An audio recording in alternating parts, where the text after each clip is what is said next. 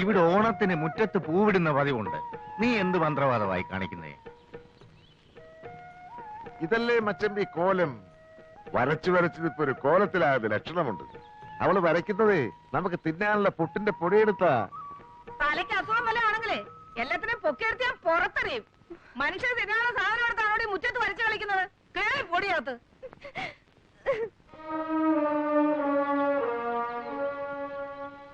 നിങ്ങൾ എന്തോന്നാ വായും പൊളിച്ച് നോക്കി നിൽക്കുന്നത്?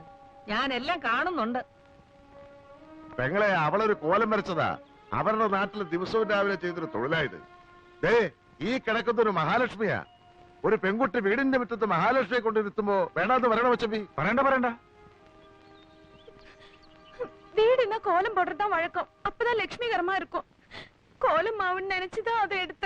പുട്ട് ചുടാൻ വെച്ചിരുന്ന പൊടി എടുത്ത് നിന്നോടാരാ കോലം വരയ്ക്കാൻ പറഞ്ഞത്? എന്തെങ്കിലും ചെയ്യണമെന്നുണ്ടെങ്കിൽ എന്നോട് ചോദിച്ചിട്ട് ചെയ്താ പോരെ? അമ്മ അടിപ്പാങ്ങളാ? അമ്മ അടിക്കാൻ വന്ന ബോധം കെട്ട് വീണു. ബാക്കി കാര്യം ഞാൻ ഏറ്റു. എന്താ നീ അവളോട് എന്ത് തെമ്മാടിത്തരാ കാണിച്ചേ?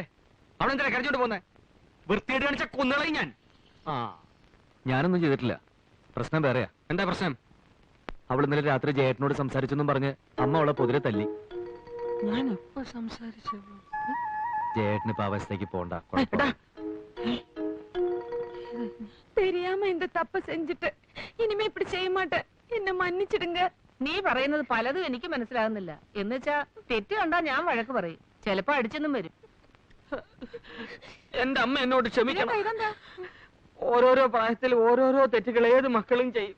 ഞാനങ്ങനെ അറിയാതെ വല്ല തെറ്റും ചെയ്തു പോയിട്ടുണ്ട്. അമ്മ എന്നോട് ക്ഷമിക്കണം. ആരായാലും ഒന്ന് പൊട്ടിച്ചിട്ടേ ഞാൻ ക്ഷമിക്കത്തുള്ളടാ. അപ്പൊ നീ ആയിരുന്നു പുട്ടിന്റെ പൊടിയെടുത്ത് അവക്ക് കൊടുത്തത് അല്ലേടാ? ഹരീഷ്ണ, പവിഴമല്ലിപ്പൂവിരിഞ്ഞു പവിഴമേ.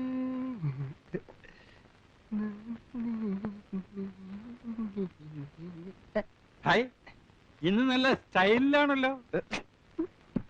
എന്താണെന്നറിയില്ല, ഇപ്പോ എല്ലാവരുടെയും മുഖത്ത് നല്ല തെളിച്ചമുണ്ട്. പാലെങ്ങനെയുണ്ട്? പാലിപ്പോഴും പണ്ടത്തെ പോലെ തന്നെ ഏട്ടാ, വെളുത്തിട്ട്. അത് തന്നെ ഞാനും ചോദിച്ചത്. ശമ്പളം കൊടുക്കുന്നുണ്ടെങ്കിലേ അത് ഞാൻ കൂടി അധ്വാനിച്ചുണ്ടാക്കി കാശാ. ചോദിച്ചാൽ ഉത്തരം പറയണം. അങ്ങനെ അങ്ങ് ദത്തെടുക്കല്ലേ.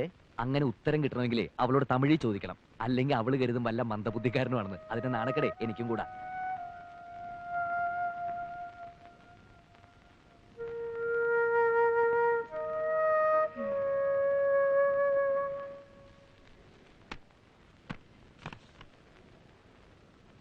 ഞാനാടോ കുട്ടൻ നായർ.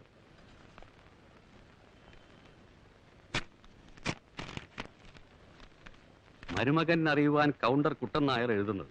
അവിടെ പരമാനന്ദമാണെന്ന് പറഞ്ഞ് പവിഴം എഴുതിയ കത്തുമായി പെരിയ കൗണ്ടർ എന്നെ കാണാൻ വന്നിരുന്നു. താൻ ജീവനോടുണ്ടെന്നും തനിക്ക് സുഖമാണെന്നും ആ കത്തിലൂടെ ഞാൻ മനസ്സിലാക്കി. ഇന്ന് തീയതി 15. അടുത്ത 19-ന് രേവതി നക്ഷത്രത്തിലാണ് തന്റെ ശാന്തി മുഹൂർത്തം. ഓർമ്മയുണ്ടോ? ഇന്ന് എത്ര രമ തീയതി? ഇന്ന് 19 അല്ലേ?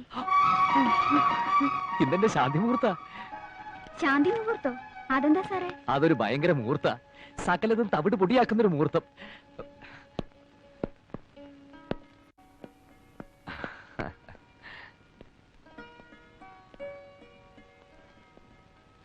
പൗഴ എവിടെ അമ്മേ? അവള് ചന്തയിൽ പോയി. ഇല്ല, അവളെ കാണുന്നുമില്ല. അമ്മ എന്തോ ജോലിയിലുമാണ്. അപ്പൊ ഞാൻ കരുതി അവളെ പറഞ്ഞയച്ചിട്ടുണ്ടാവുന്നു. അങ്ങനെ ഇപ്പൊ നിങ്ങൾ എല്ലാരും കൂടെ കൂടി അവളെ എന്റെ അടുത്തൊന്ന് പറഞ്ഞയക്കണ്ട. അവളിപ്പോ എനിക്കൊരു മോളാ. അങ്ങനെ കരുതാനേ പറ്റുന്നുള്ളൂ. എന്നിട്ടും അമ്മ അവളെ ചീത്ത വിളിക്കാറുണ്ടല്ലോ, അതെന്താ? തെറ്റ് കണ്ടാ കൊല്ലും ഞാൻ. മോളാണെന്ന് കരുതിയാലേ ഇച്ചിരി സ്വാതന്ത്ര്യത്തോട് കൊല്ലാമല്ലോ, അതുകൊണ്ടാ. നിനക്ക് നല്ല വിഷമമുണ്ടെന്ന് എനിക്കറിയാം. ഇങ്ങനെ ഒരു ത്രിശങ്ക സ്വർഗത്തിലായിരിക്കും നമ്മുടെ വിവാഹ ജീവിതം എന്ന് നീ കൊണ്ടുവന്ന കുതിരവണ്ടിയിൽ അന്ന് കയറിയിരുന്നപ്പോ ഒരിക്കലും ഞാൻ ഓർത്തിരുന്നില്ല മോളെ. ചിലപ്പോ തോന്നുന്നു സത്യം എല്ലാവരോടും ഒന്ന് തുറന്നു പറഞ്ഞാലോ ഒന്ന്. പിന്നീടുണ്ടാകുന്ന ഭൂകമ്പം ഓർക്കുമ്പോ തൂങ്ങിച്ച തലന്നൂരെ തോന്നും. ജയണ്ണനക്ക് എങ്കിട്ട ഇപ്പൊ കാതൽ ഏട്ടനാണെന്നൊന്നും ഞാൻ ഓർക്കൂല. കൊല്ലും ഞാൻ അവനെ.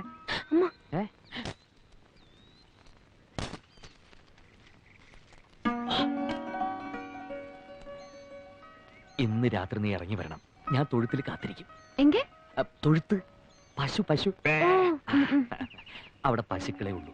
ഇത്തിരി മനസ്സമാനത്തോടെ പുല്ല് മിരിച്ച് നമുക്ക് കിടക്കാം. ചിരിക്കണ്ട. ഉണ്ണിയേശുവിന് പുൽത്തൊഴുത്തിൽ ജനിക്കാമെങ്കിലേ നമുക്ക് നമ്മുടെ ശാന്തി മുഹൂർത്തം അവിടെ വെച്ച് തന്നെ ആഘോഷിക്കാം. നീ വാ, ഞാൻ അതിനകത്തുണ്ടാവും.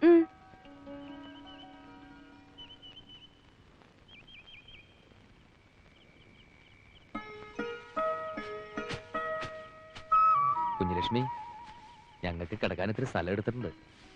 അമ്മയും മോനും കൂടി അത് ചാണകട്ട് നാറ്റിക്കരുത്. അവളെന്താ വരാത്തത്? ജയേട്ടന്റെ മുറിയിൽ ലൈറ്റ് ഉണ്ടല്ലോ ഈശ്വര. വരും. അണ്ണൻ, അക്ക, ചക്ക, തങ്കച്ചി, ഞാൻ ഉണ്ണை விட மாட்டேன். നീ എൻ പുന്നകൈ മന്നൻ. വേലക്കാരിയായിരുന്നാലും നീ എൻ മോഹവല്ലി. വേലക്കാരിയായിരുന്നാലും നീ എൻ മോഹവല്ലി. വേലക്കാരിയായിരുന്നാലും നീ മോഹവല്ലി. വേലക്കാരിയായിരുന്നാലും നീ മോഹവല്ലി.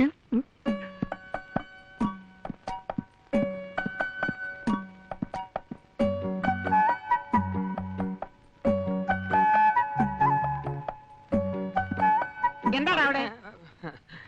ജോലി കഴിഞ്ഞെങ്കിൽ പവിഴത്തോട് ചോദിച്ചിത്തിരി തമിഴ് പഠിക്കാമെന്ന് കരുതി. ഒരു സന്ദർഭം കിട്ടുമ്പോ വെറുതെ കളയണോ? ഓടാ, സന്ദർഭം കിട്ടിയപ്പോ നേരാൻ വേണ്ടി എഴുതാനും വായിക്കാനും പഠിക്കാത്ത നീയാ ഇപ്പൊ തമിഴ് പഠിക്കുന്നത്. പോടാ പൈത്യക്കാരാ, പോയി തൂങ്ങടാ, ഇല്ലെങ്കി കൊന്നിടുവേ. ആ, നീ കഥ അടച്ച് തൂങ്ങ്.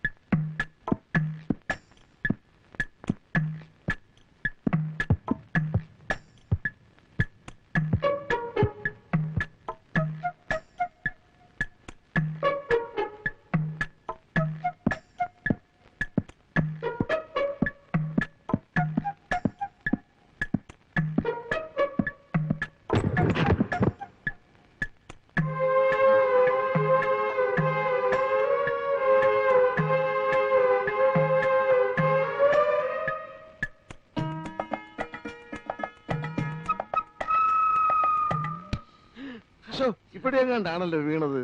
എല്ലാരും എന്തോന്നാ തപ്പിക്കളിക്കുന്നത്? എന്റെ കയ്യിൽ നിന്നൊരു ഗുളിക താഴെ വീണു. അത് തിരയായിരുന്നു. മച്ചപ്പേക്കോട്ടാ രാത്രിയില്. ഞാനൊന്ന് ഭാര്യ വീട് വരെ. ഓ ഗോപികൃഷ്ണ, എന്തോ പറമ്പിൽ നെല്ലിക്കായത്തുണ്ട്. 3 ചാക്ക് കിട്ടുവോ? 2.5 ചാക്കേ പറിച്ചോളച്ചാ. കുറച്ചുകൂടെ പറിക്ക. എല്ലാറ്റിനും തലേ തളം വെക്കേണ്ട നേരമായി. മച്ചമ്പി,